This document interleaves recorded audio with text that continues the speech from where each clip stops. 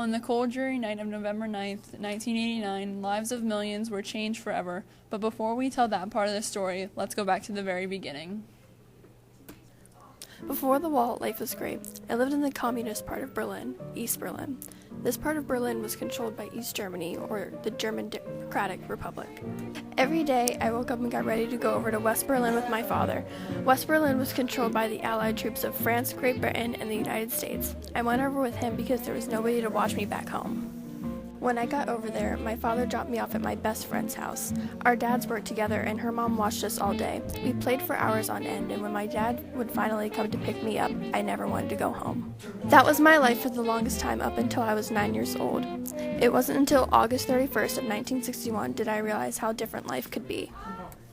I woke up one morning in West Berlin and something was off. I looked out my window and saw men constructing a wall. I didn't know what to think being only 9 years old, but I did think to myself that I couldn't wait to tell my best friend what was happening. That morning when I woke up, my dad wasn't home.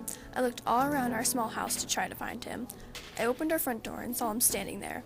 He was facing this giant wall in which I had never seen before. He turned around and slowly walked back to the house and said that we weren't going to West Berlin for a while. I began to cry at the thought of not seeing my best friend.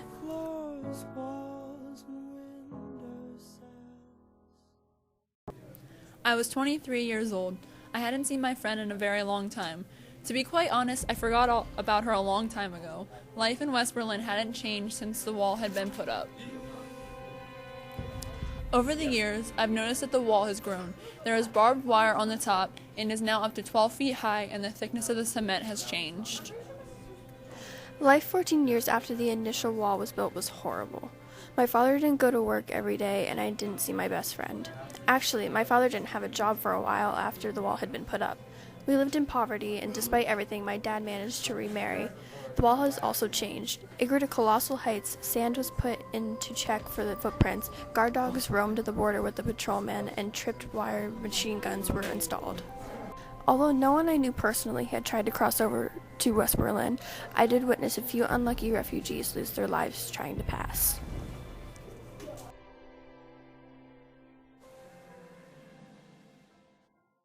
Throughout the entire day, everyone was talking about change coming.